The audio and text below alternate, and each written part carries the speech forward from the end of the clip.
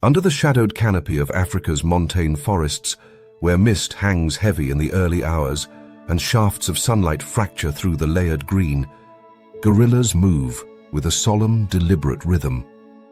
A troop feeding in a glade may look peaceful, juveniles tumbling, females stripping leaves with careful hands, and the great silverback settled at the center like a boulder in awe. River. But beneath this apparent calm runs a current of politics as sharp as any human court. For gorillas, conflict does not always mean teeth or blows. Their most devastating punishment lies not in violence but in banishment by inches. The sentence is not a gash of blood but a slow tightening of space, the quiet pushing of one body to the outer rim of safety until the forest itself becomes the executioner. The perimeter begins as an invisible line, one that only the troop members seem to sense. After a challenge gone wrong, a young male testing his chest against the silverback, or a troublemaker disrupting the peace with constant squabbles, there is no official trial. The verdict is rendered in posture, in glances withheld, in the steady refusal to share shade or mineral soil. The silverback need not strike. His authority is written in silence and position. He remains at the center of every movement, while the offender finds himself edged out, nudged gradually toward the fringes of the feeding site. The outer ring of a gorilla group is not just a physical location. It is a zone of hunger, stress, and risk, where resources dwindle and predators loom first. From a distance, the punishment can seem subtle.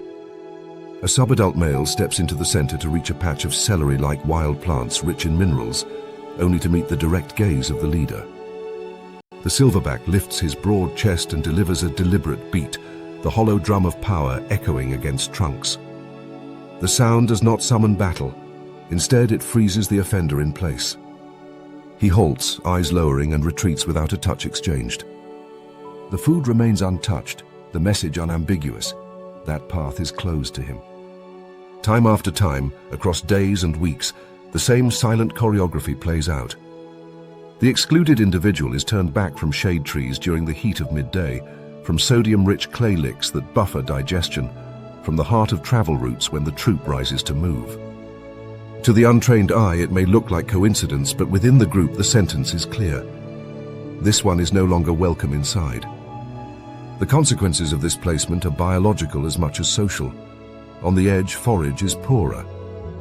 The richest patches of vegetation are quickly stripped by those at the center, while the outcast is left to gnaw on coarse stems and secondary growth. His energy balance tips steadily downward. What calories he gathers cost more in effort to chew and digest. Without priority access to mineral soils, his stomach strains under higher levels of plant toxins and tannins, further weakening his condition. Stress hormones surge with each denied attempt, measurable in elevated cortisol levels that researchers have tracked in fecal samples of low-ranking and excluded gorillas. This chemical signature reveals what the eyes already see. Exclusion corrodes health from the inside out. Predators too make the perimeter deadly. A leopard prowling the forest edge does not target the clustered mass of the troop. It waits for what lies apart, for the one body grazing a little farther from the safety bubble.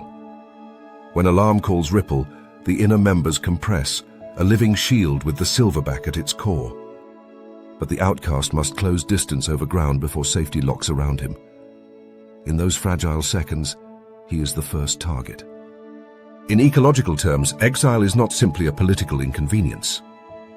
It is a shift in risk distribution, forcing one individual to bear the brunt of dangers usually spread across the group. The perimeter is both a margin of survival and a field of sacrifice. The psychology of this placement is no less brutal. Gorillas are deeply social primates, bound by bonds of grooming, resting proximity, and subtle affiliative signals.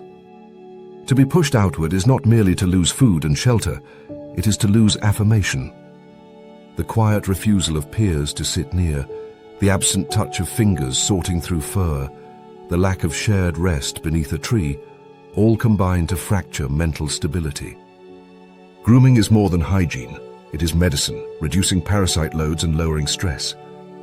Denied this, the outcast scratches more, harbors ticks longer, and carries the constant itch of unaddressed parasites. Over time, this erosion of health manifests visibly: rougher coat, duller eyes, thinner flanks.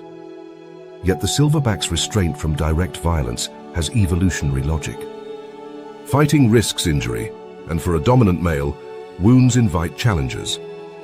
By using exclusion rather than force, he enforces discipline without jeopardizing his own survival. This strategy conserves strength for true threats, external rivals, predators, or crises of resource scarcity. For the troop, the system is efficient. Order is maintained, cohesion preserved, and disruptive elements are quietly neutralized, not through bloodshed, but through calculated neglect. In the broader ecology of guerrilla society, such perimeter sentencing has cascading effects. Young males subjected to repeated marginalization may eventually disperse, leaving to form bachelor groups or seek new troops. This dispersal reduces tension within the original troop while mixing genes across populations, preventing inbreeding. In this sense, social exile serves both immediate control and long-term evolutionary purpose. But for the individual, the road is perilous. Dispersal means navigating unfamiliar terrain alone, with heightened exposure to predators and reduced foraging knowledge. Many do not survive the transition. Exile can be as final as death. There are rare moments when the sentence is lifted. An outcast who submits consistently, avoids provocation, and demonstrates patience may find gradual re-entry. He edges closer at feeding time without reprisal, receives a tentative grooming session from a tolerant female, or is allowed to rest within the inner circle once more. But this is the exception. More often, once the label has been applied, it persists until departure or death. The troop's memory is long, and its willingness to forgive is thin. The forest itself amplifies the punishment. In dense montane environments, resources are patchy and unpredictable. The difference between feeding in the center and scavenging at the edge may be the difference between steady weight gain and slow starvation. Shade is not luxury but thermoregulation, shielding bodies from midday heat that can sap energy reserves. Mineral soils are not indulgence but necessity, neutralizing plant alkaloids that otherwise accumulate to toxic levels. Every denied access chips away at survival until the body's resilience collapses. Seen from above, the troop's daily movements resemble a pulsing organism, contracting and expanding as it feeds and travels. At its heart beats the silverback, the immovable core. Around him, females and juveniles cluster in layers of protection and privilege. At the outer rim, where shadows stretch long and silence deepens, paces the sentenced. His every step is a reminder that in guerrilla society, order is enforced not with claws, but with distance. The perimeter is both wall and grave, an unmarked boundary that signals who belongs and who has been quietly erased. Thus, the perimeter sentence stands as one of the most insidious tools of guerrilla governance. It reveals how power can be exercised without blood, how exile can be deadlier than combat, and how silence itself can become a weapon. To human eyes, it may seem merciful compared to open violence. But for the guerrilla living on the edge, stripped of shade, minerals, and safety, the verdict is as final as any wound. It is the forest, patient and unfeeling, that carries out the execution. And in the long silence between chest beats and retreating footsteps, one truth echoes. In the politics of primates, death need not roar, it can whisper from the margins. In the tangled canopies of Central and South America, where vines twist like serpents and the forest floor lies hidden beneath a cathedral of leaves, capuchin monkeys live in societies that thrive on connection. They are often celebrated as clever generalists, small-bodied primates that solve problems with wit rather than brute strength. Their deft hands can crack nuts, turn leaves into makeshift tools, and probe bark for insects. But beneath this image of playful ingenuity lies a system of social accounting as unforgiving as any marketplace.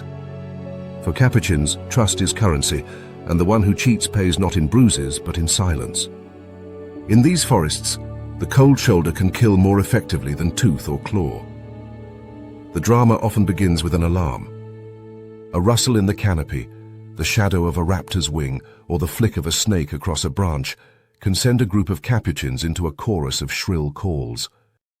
These alarms are the fabric of survival, for they bind the troop in a shared network of vigilance. But sometimes an individual bends this system for personal gain. A well-timed false alarm, shouted just as a cluster of ripe fruit is within reach of others, sends the group scrambling in panic. The deceiver stays behind, pocketing the bounty while its companions waste precious seconds searching for danger. It is a trick as old as cooperation itself, scamming the collective to hoard resources. Yet the consequences of such deceit are dire. Capuchins are meticulous observers of one another's behavior. They track not only who shares food, but who cheats, who grooms, and who withholds. A monkey that plays false too often quickly finds itself marked. The punishment comes not in a flurry of bites, but in a withdrawal of social investment. Grooming, the lifeblood of capuchin society, is quietly denied. No fingers comb through the fur of the offender, no hands pick away ticks and lice. The absence is more than symbolic, it is biological sabotage. Without grooming, ectoparasites flourish. Itching becomes constant, energy drains into scratching, and infections can spread unchecked. The immune system, already strained by the stresses of tropical foraging, falters under the added burden. Stress hormones rise, recorded in elevated cortisol levels that researchers detect in capuchin droppings when individuals are ostracized. The tax of exclusion is invisible but relentless. The sanctions extend beyond grooming. Capuchins often engage in fur-rubbing rituals where they smear themselves with aromatic plants, insects, or fruits, coating their coats in a communal uniform of scents. This practice serves multiple functions, warding off parasites, reinforcing group identity, and synchronizing behavior. To be denied participation in these sessions is to be marked as an outsider, stripped of the protective chemistry and the symbolic badge of belonging. The ostracized monkey carries not only more parasites, but the odor of difference, a signal that amplifies its vulnerability both within the group and to predators sniffing through the canopy. Even proximity is weaponized. Stone tossing, a behavior capuchins employ in territorial defense and social signaling, is redirected inward. A monkey seeking to approach a fruit patch may be met with a casually lobbed pebble or stick, a clear message to keep distance. The exclusion is subtle enough to avoid open conflict, but consistent enough to enforce separation. At high-value resources, ripe figs, palm nuts, or bromeliads heavy with water, the message sharpens. The offender is blocked, lunged at, or driven from the best feeding spots. Energy-rich foods, already patchy and unpredictable in the forest, become systematically inaccessible. The cheated calories accumulate into a deficit the body cannot easily recover from. This economy of cold shoulders has deep evolutionary logic. For capuchins, survival is rarely about outmuscling competitors. It is about balancing the delicate mathematics of cooperation. Grooming time must be allocated wisely, allies cultivated carefully, and resources shared judiciously. A free rider who takes but does not give undermines this balance. By excluding cheaters, the group safeguards the integrity of its system without wasting energy on violent enforcement. The punishment is efficient, non-injurious, and profoundly effective. Over time, the cost of isolation outweighs any short-term gains from deceit. The ecological stage amplifies this punishment. In a tropical forest, parasites are everywhere, ticks hidden in leaves, botflies hovering, fleas and mites waiting in fur. Grooming is not luxury but frontline defense, a biological necessity to keep bodies healthy enough for the daily grind of foraging. Without it, the monkey's body becomes a haven for pests, and its ability to maintain weight, reproduce, or even stay alert to predators erodes. The economic metaphor of sanctions becomes literal. The isolated monkey pays interest on its deception through declining health, day after day, until the cost outweighs the stolen fruit. There is also a psychological dimension. Capuchins, like many primates, are intensely social. They huddle in close contact to sleep, exchange gentle touches during rest, and depend on the reassurance of others to navigate the uncertainty of the canopy. To be denied this intimacy is to suffer stress that seeps into every action. Heart rates rise, vigilance spikes, and rest becomes fragmented. Over weeks, such chronic stress undermines digestion, reproductive cycles, and immune resilience. The punishment is not sudden but cumulative, a slow-motion unraveling of the body through the absence of care. Occasionally, researchers witness the reversal of this exile. A monkey may slowly earn its way back into favor, lowering its profile, offering grooming more than it receives, or refraining from food theft. Gradually, another may accept its touch, a tentative truce that blossoms into reintegration. But the path is fragile. One misstep, a poorly timed alarm, a grab at fruit meant for others, and the sanctions return. The group remembers, and memory is long when survival is at stake.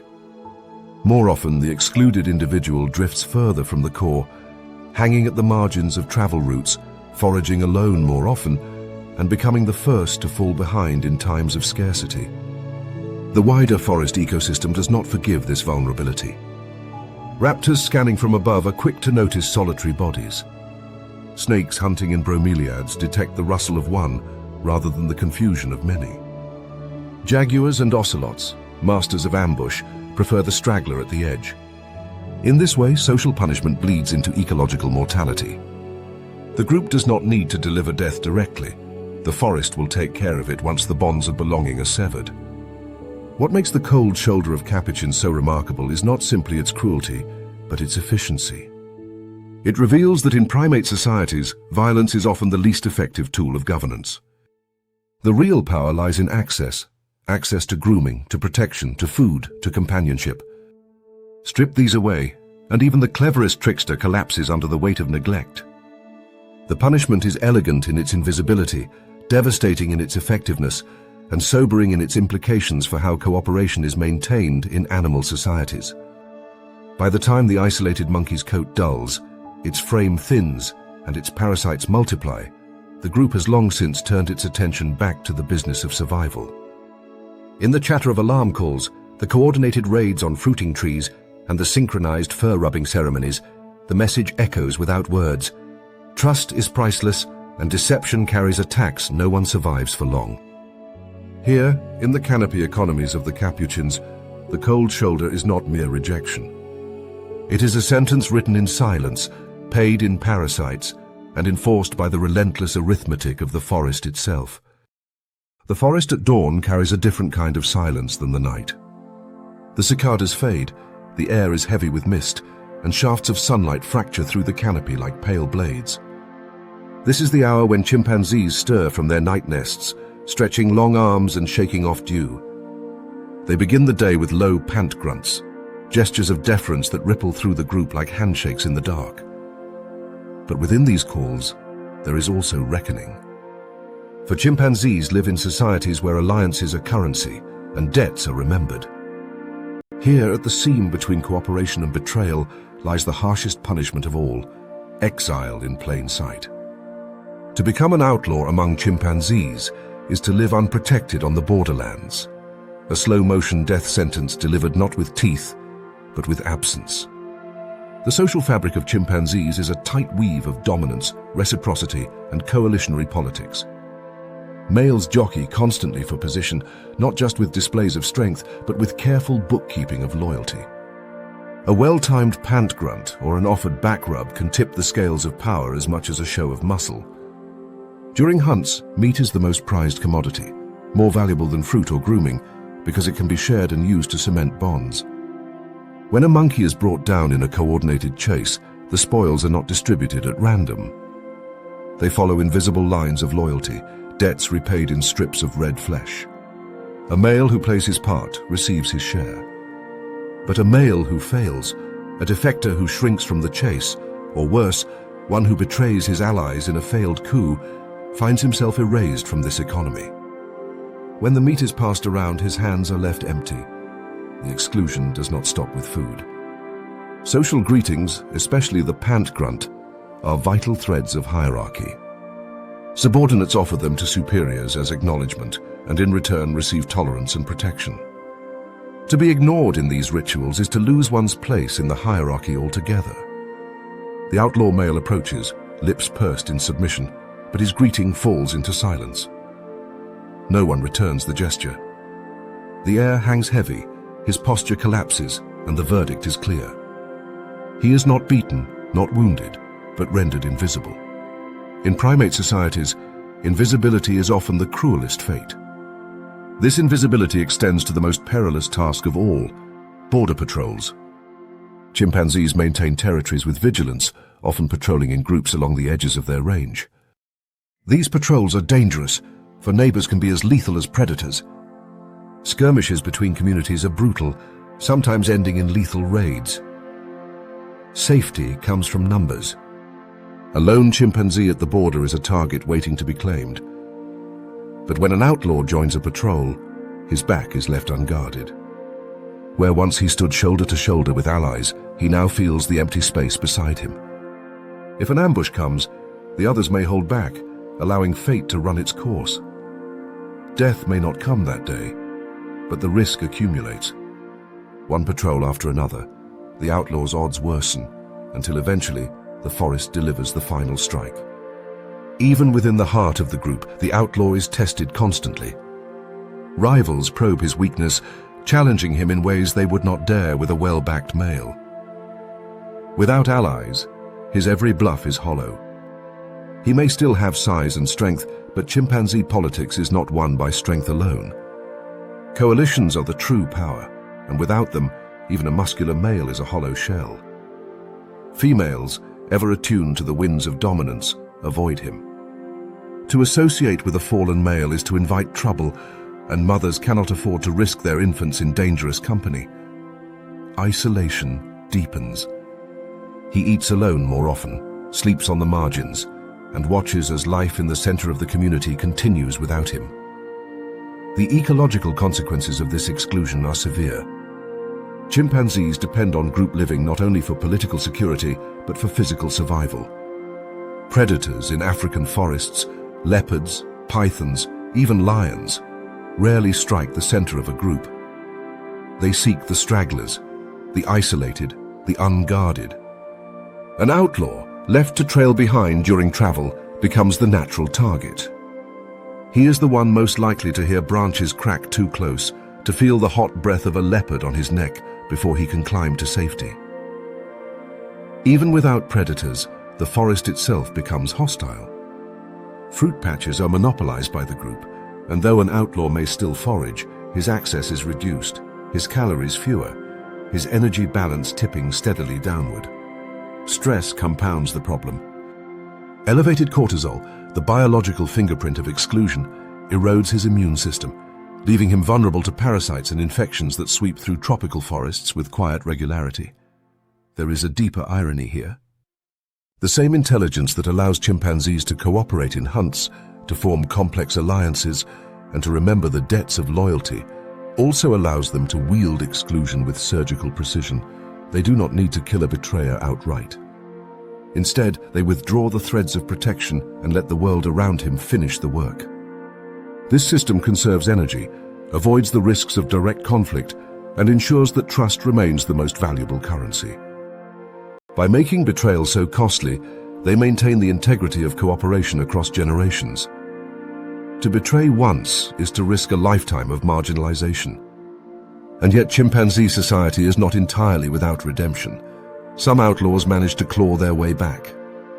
By offering submission with relentless persistence, by showing generosity when opportunities arise, or by aligning themselves with younger males on the rise, a fallen individual may re-enter the network. But these stories are rare and precarious. More often, the spiral continues downward, ending in dispersal or death. A lone chimpanzee may drift into the periphery of another community, but strangers are seldom welcomed. Males in particular are viewed as threats, not allies. To cross into foreign territory is to invite lethal attack. Thus, the outlaw is trapped, unwelcome at home and unsafe abroad. This punishment reveals something profound about chimpanzee society. Violence is visible and immediate, but exile is invisible and drawn out. It is a death dealt in slow increments. No allies on the hunt, no share of the kill, no protection on the patrol, no answer to a greeting.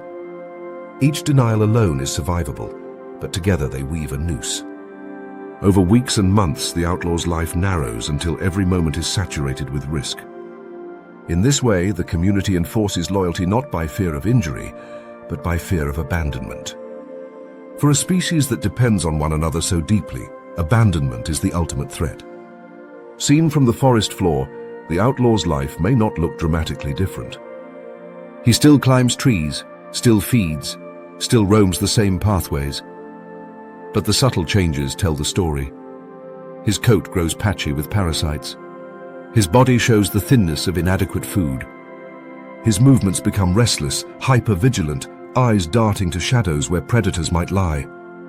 The air around him carries a constant tension, the hum of an animal who knows he has been marked. The forest seems to lean closer, its dangers sharper, because the shield of society has been stripped away. Thus, the outlaw of the borderlands is not killed by teeth alone. He is killed by risk, by stress, by the steady erosion of the safety net that defines life in a chimpanzee community. His punishment is a mirror of the very system that makes these primates so successful: cooperation.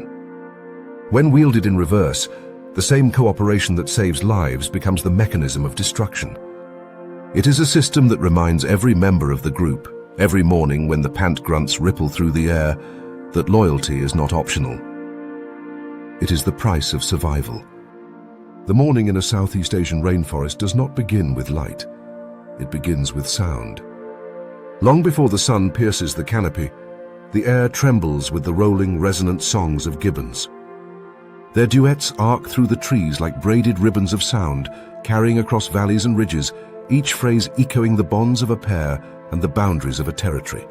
These are not casual calls. These are not casual. They are declarations of property, fidelity, and legitimacy, broadcast in frequencies that travel farther than sight in the dense green.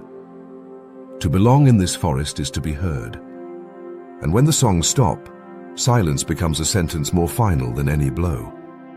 For gibbons, the absence of a voice is exile. A gibbon pair is usually a picture of partnership.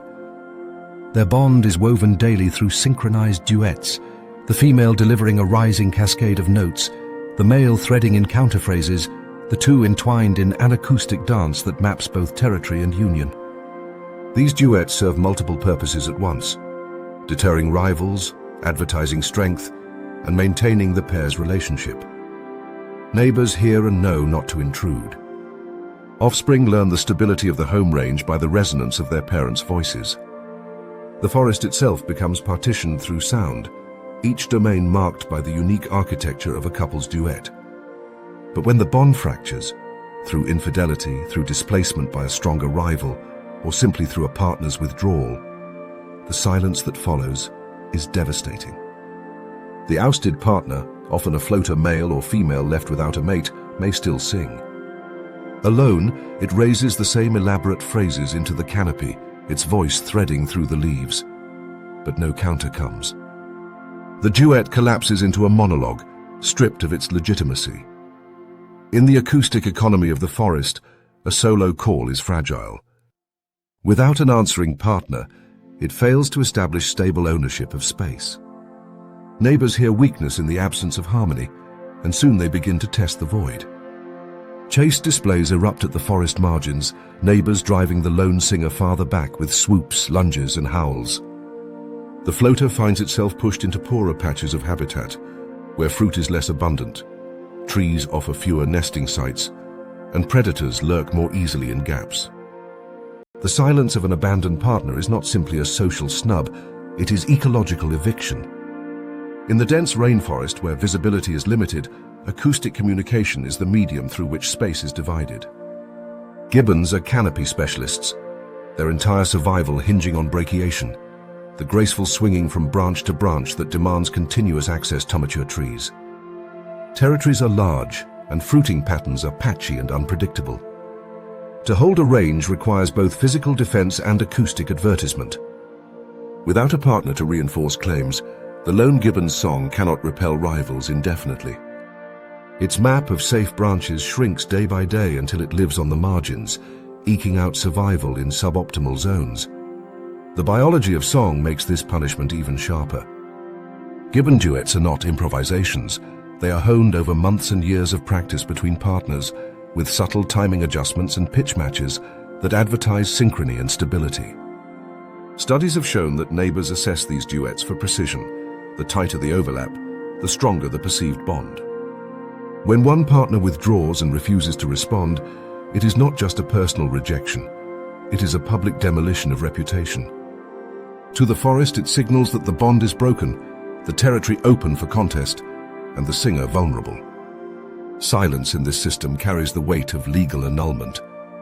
The consequences ripple outward. Without territory, a gibbon loses secure access to fruiting trees, the backbone of its diet. It must forage at the edges of others' ranges, where competition is fierce and food often scarce. The additional energy spent on constant movement, combined with lower quality diet, chips away at body condition. Fat reserves decline, immune function weakens, and parasites gain a stronger hold. Stress hormones surge, eroding reproductive potential. A female without a secure partner and territory may stop cycling altogether, her body conserving resources in the face of uncertainty. A male, unable to anchor himself in one place, risks injury or death from repeated skirmishes. The ecological cascade of eviction begins with silence, but ends with real physiological collapse. There is an irony here.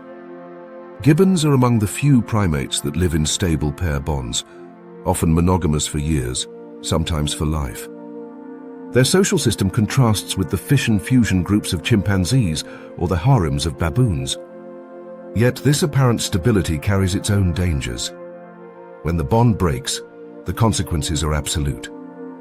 There is no safety net of group membership, no backup allies, no coalition to fall back upon.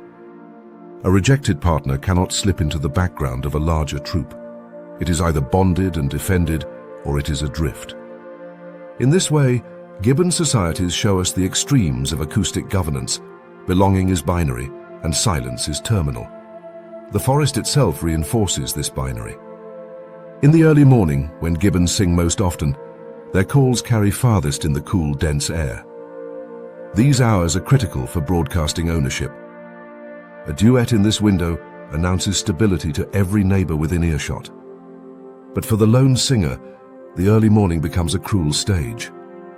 Its song carries, but every listener hears not power but vacancy. Rivals respond with overlapping calls, mocking counter-songs that drown the solo voice.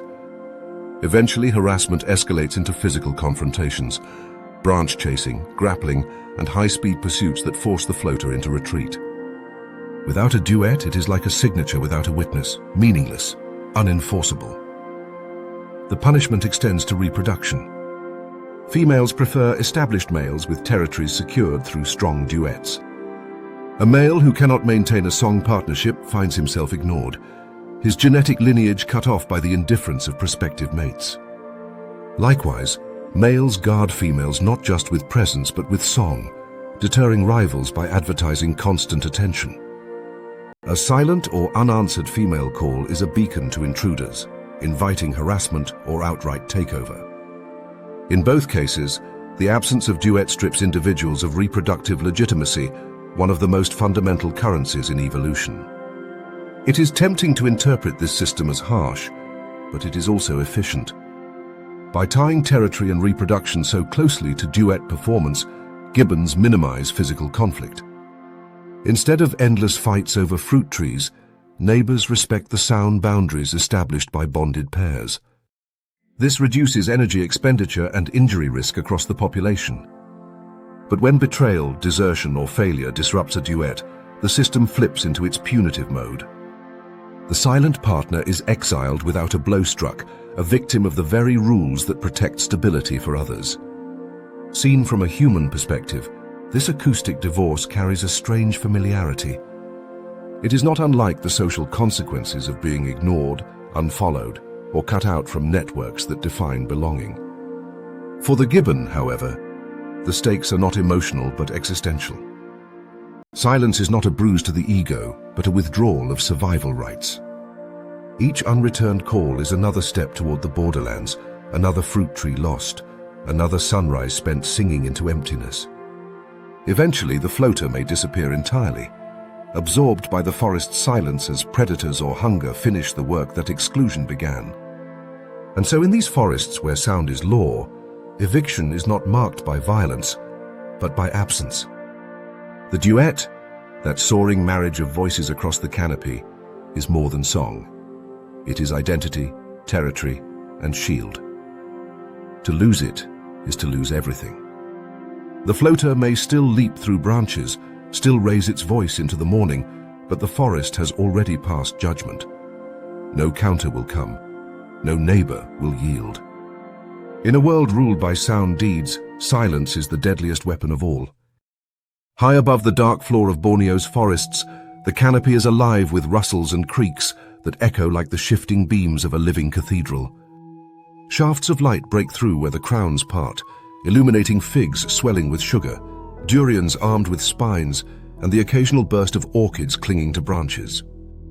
It is a world ruled not by armies or coalitions, but by the invisible borders of sound. Here, orangutans move alone, each a solitary traveler navigating an endless maze of fruiting trees and hidden roots. Yet solitude does not mean freedom. In this vast green expanse, the paths of subordinates bend around a single dominating presence. The flanged male, his enormous cheek pads marking him as a ruler, his long call stretching across valleys like a toll gate. The long call is not merely a broadcast of power, it is a form of cartography. Deep, resonant and carrying for nearly a kilometer through the dense vegetation, it cuts through the layered noise of cicadas and hornbills.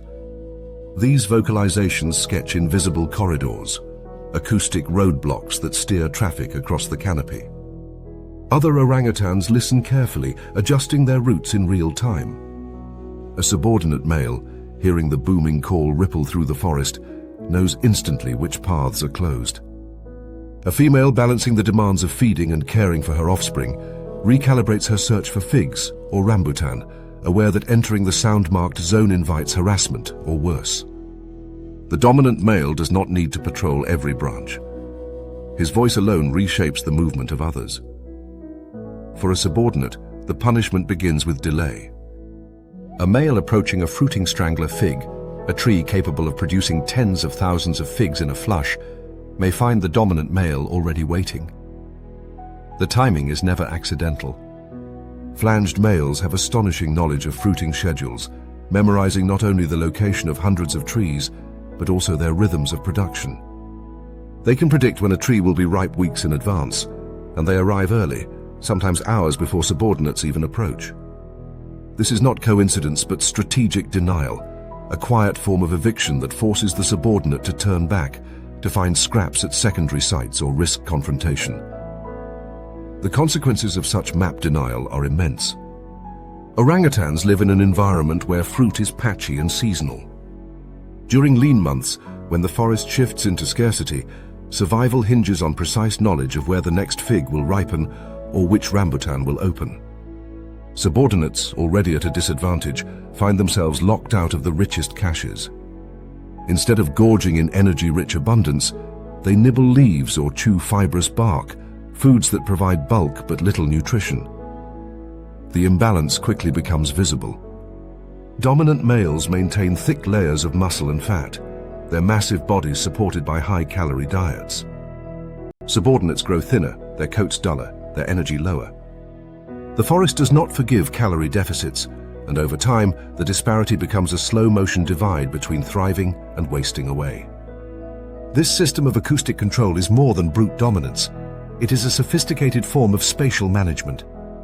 Flanged males exploit the solitary nature of orangutans, turning the absence of group support into a weapon. Unlike chimpanzees or baboons, orangutans cannot rely on coalitionary politics. Each individual must fend for itself, balancing risk against opportunity. By controlling routes, the dominant male ensures his own access not only to food, but to females. A hungry subordinate has little to offer in courtship. Without surplus energy, he cannot travel widely to encounter receptive females, nor can he maintain the displays that might attract them. Map denial thus strangles both survival and reproduction. The ecological backdrop intensifies this pressure. Fruit trees in the rainforest do not fruit simultaneously. Instead, they operate on asynchronous cycles, a phenomenon known as massed fruiting, where different species stagger their bounty. This patchiness creates a shifting mosaic of opportunity that requires extraordinary memory and spatial awareness. Orangutans have evolved some of the most complex mental maps in the animal kingdom, able to recall the locations of hundreds of individual trees and predict when they will fruit again. But when a dominant male monopolizes these nodes, he effectively erases parts of the map for his rivals. The subordinate's knowledge is rendered useless if every path leads to a gatekeeper who arrives first. The psychological toll of this exclusion is as severe as the nutritional cost. Subordinates move in cautious patterns, listening constantly for the booming calls that mark danger zones. Stress levels rise, with cortisol spiking in response to constant displacement. Elevated stress erodes immunity, slows growth, and reduces fertility. Even when no physical fight occurs, the subordinate's body pays the price of avoidance. The forest may seem endless, but when the richest nodes are denied, the remaining landscape is a nutritional desert. Predators, though less common in these forests than in open savannas, add another layer of risk. Clouded leopards and reticulated pythons patrol the edges of canopy roots. A dominant male, secure in his strength and bulk, passes through central feeding zones with relative safety. A subordinate forced to detour into thinner, less protected branches faces higher exposure. The punishment of map denial therefore doubles as an increased probability of predation. Once again, the dominant male does not need to inflict violence directly.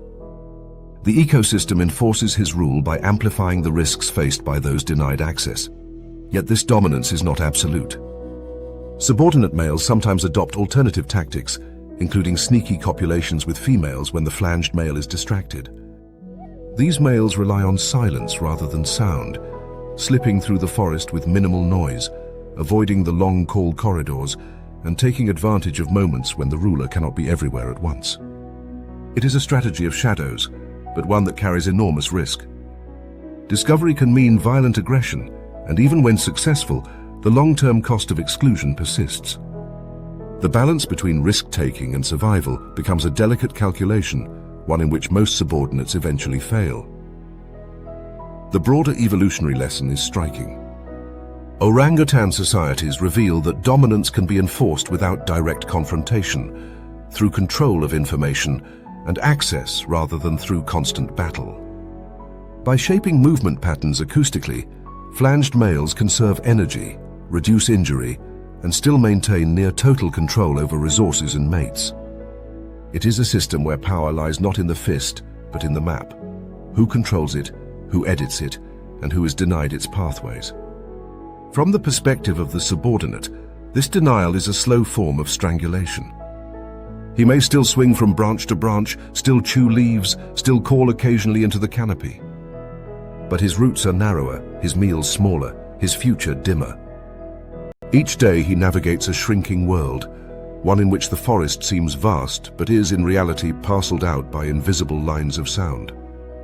To live under such conditions is to feel the weight of exclusion not as a single blow, but as a lifetime of detours. In this solitary species, exile does not come in the form of abandonment by a group, as it does in gorillas or chimpanzees. It comes in the form of being forced off the map, of having one's knowledge rendered useless by the preemptive movements of a stronger rival. The subordinate is condemned not to fight, but to wander. And in the unforgiving arithmetic of the rainforest, wandering without a map is a sentence as final as death.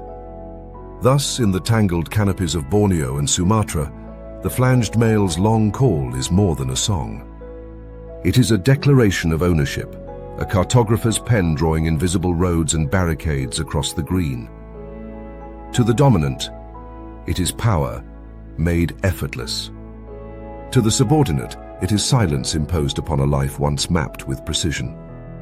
In the end, survival here is not about strength of arms, but strength of voice. And when the map is denied, the forest itself becomes a labyrinth with no exit, a slow starvation disguised as solitude. The rainforest canopy of Central and South America rises in great vaulted tiers, a shifting mosaic of green suspended in air. Sunlight filters through in fractured shafts, touching bromeliads cradling their hidden pools and lianas dangling like tangled ropes. Here, Spider monkeys move as if born of the branches themselves, their limbs impossibly long, their prehensile tails curling with the strength and precision of a fifth hand. They are fission-fusion primates, meaning their societies expand and contract like breath, splitting into small foraging parties when fruit is scattered, merging into larger gatherings when abundance permits. This fluidity is their great strength. Yet it is also the means by which exclusion becomes lethal. When spider monkeys wish to punish, they do not fight openly. They dissolve around the offender, sealing routes and blocking access in ways as invisible as mist. The embargo is quiet, but it strangles all the same. Fruit is the axis of spider monkey life. Their enormous home ranges, some stretching across hundreds of hectares, are mapped by the rhythm of fig trees, which serve as the backbone of their diet. Figs are unlike most tropical fruit. They fruit asynchronously, with different individuals producing crops at different times of the year. This creates a rolling availability, turning the forest into a patchwork of feeding warehouses. A single mature fig tree may carry tens of thousands of fruits, a feast that can support multiple subgroups for days. Knowing which trees are fruiting, when, and for how long is critical to survival. Spider monkeys possess extraordinary spatial memory, recalling not only the location of these trees but the timing of their cycles, often revisiting them on schedules precise to the week. Yet in this economy of figs, access is not guaranteed. When a male becomes too aggressive, hogging fruit, harassing females, or disrupting cohesion, the sanction begins with silence. Normally, members of a party exchange bridge calls, soft whinnies that echo across the canopy and guide subgroups toward one another. These calls act like threads weaving scattered individuals into a temporary coalition, ensuring that parties converge on rich resources at roughly the same time. But when a bully is targeted, those calls stop. He travels along the same routes, pausing at crossroads in the canopy, waiting for a signal that never comes. He arrives at fig trees only to find them already stripped or occupied by others who turn their backs. The punishment is not delivered in blows, but in missed opportunities, in the quiet denial of coordination. Females are often the architects of this embargo. In spider monkey societies, females wield subtle but decisive power. They determine group movement more often than males and can act collectively to redirect the flow of traffic. When a male disrupts the delicate balance of foraging cooperation, they employ tactics that look, at first, like coincidence. They shift their routes at the last moment, bypassing a fruiting tree where the male lingers. They delay their travel by an hour, arriving in staggered waves that never overlap with him. Without critical mass, he cannot dominate feeding patches. Instead, he finds himself perpetually early or late, condemned to the scraps left behind. Over weeks, this drip of lost calories accumulates into deficit. The bully thins while others maintain their condition. The embargo extends beyond timing. Spider monkeys use their tails not only for grasping but for signaling. A raised tail, arched and stiff, can serve as a blockade, a visual warning to back off. Females employ this display in unison, forming subtle walls that deny the offender entry into feeding zones. If he attempts to push through, the entire party shifts away, flowing across branches to another patch, leaving him stranded at the edge. Unlike baboons, who enforce punishment with teeth and raking swipes, spider monkeys use absence as their blade. The bully is left alone with unripe fruit or poorer foraging sites, while the cartel of females quietly monopolizes the figs elsewhere. The consequences of this exclusion are amplified by the biology of spider monkeys. They are obligate frugivores, dependent on high-sugar diets to fuel their active locomotion. Unlike howler monkeys, which can subsist on leaves when fruit is scarce, spider monkeys are less flexible. Their digestive systems are tuned for rapid processing of simple sugars, and when denied access to ripe fruit, they struggle to maintain energy balance.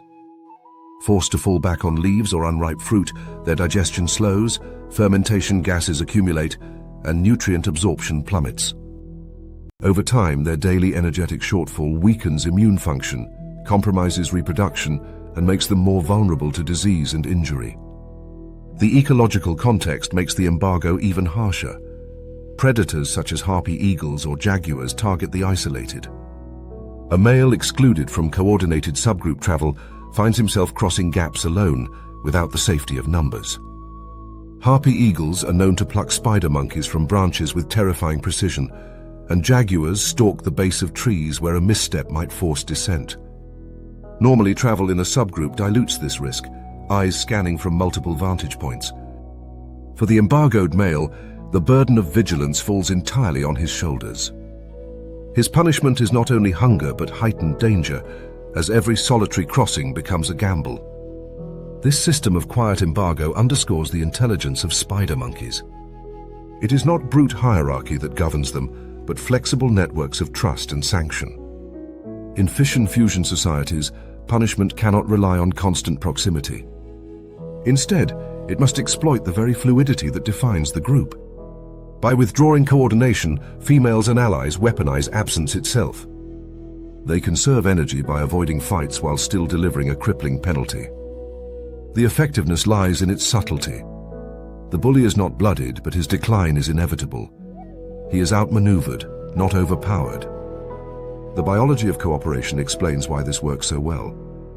Foraging in tropical forests is an uncertain business. Fruiting trees may appear abundant, but their availability fluctuates wildly with seasonality, rainfall, and unpredictable cycles of mast production. To buffer against this uncertainty, spider monkeys rely on information sharing, using contact calls to guide others to profitable sites. This creates a collective intelligence greater than any one memory map.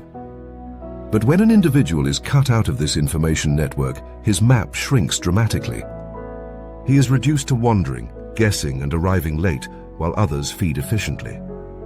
The embargo, therefore, strikes at the heart of his survival strategy, his ability to coordinate knowledge with others. Over time, the embargo leaves marks not only on the body, but on the social identity of the offender. His absence from shared feeding bouts erodes his presence in grooming and play.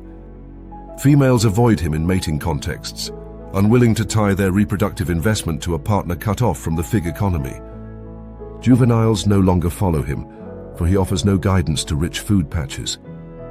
The punishment expands from the fig tree to the entire fabric of society, reducing him to a drifting body in a forest that thrives on coordination. And yet there are rare moments of reprieve. A male who lowers his aggression, who avoids harassment and begins to shadow the group quietly, may slowly find himself tolerated once more. A bridge call may answer his, a tail flag may drop, and he may be allowed to feed at the periphery of a fig tree. But these redemptions are fragile. A single relapse into bullying can reignite the embargo, reinstating the quiet sanctions that edge him back toward starvation. What makes this strategy so remarkable is its efficiency. Violence is costly and risky, but silence is inexhaustible. The embargo requires no wounds, no battles, only a refusal to share knowledge and access. In a species that depends on fission-fusion flexibility, this form of punishment is as devastating as any injury. It is exile enacted not with teeth but with timing, with route changes, with unanswered calls. From the canopy, the punishment is almost invisible. A lone male travels a branch, his long arms swinging, his prehensile tail curling with every leap. To the casual eye, he seems free, untethered, a ruler of his own path. But beneath the surface, his movements trace a smaller and smaller map, one stripped of figs, stripped of safety, stripped of companionship. He is not chased out with violence, but abandoned by the very system that once sustained him.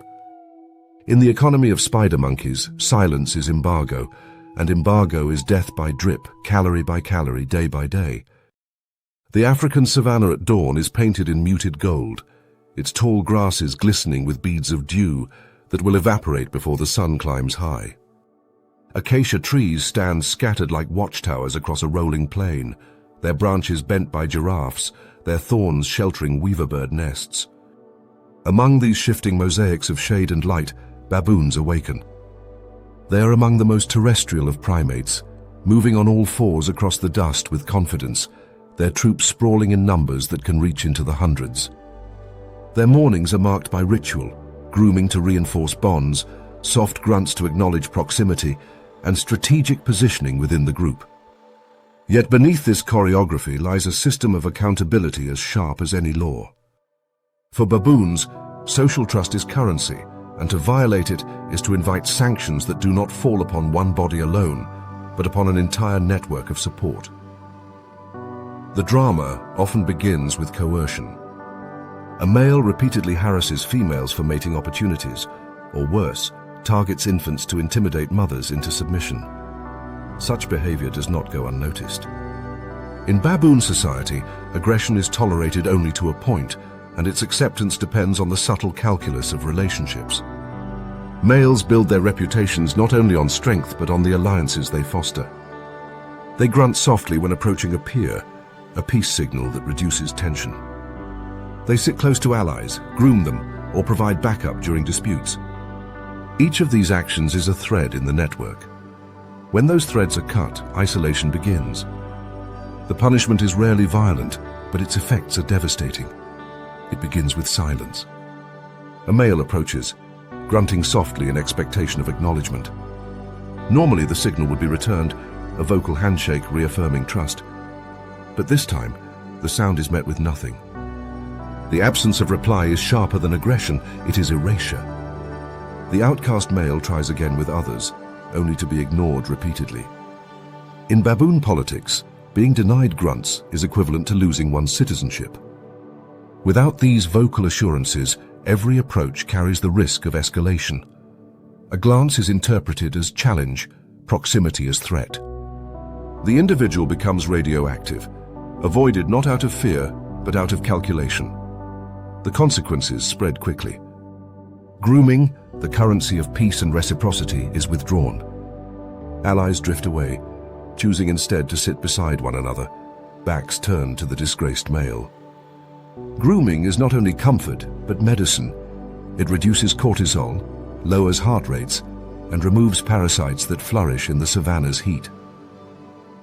Deprived of this, the outcast's body bears the cost. His coat grows ragged with ticks, stress hormones surge, and his immune defenses weaken. The punishment is not delivered with claws or teeth, but with neglect that eats into flesh as surely as any wound. The sanctions extend to movement itself. Waterholes and feeding choke points, scarce resources in semi-arid landscapes, become arenas of exclusion. Paths to these sites are subtly blocked, bodies shifted just enough to funnel the offender away.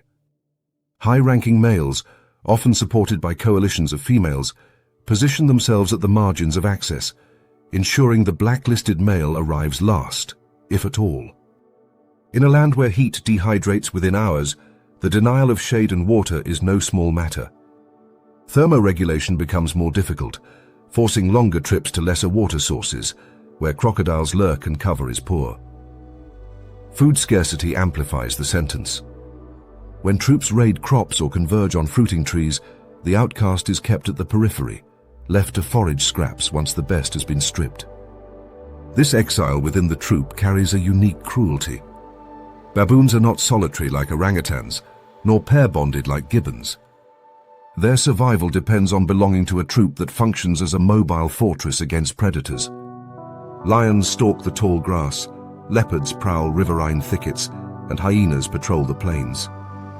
When danger strikes, alarm calls ripple through the troop and bodies converge in collective defense. For an outcast, help arrives last. His warnings are ignored, his flight paths obstructed, his presence tolerated only at the edge where danger bites first.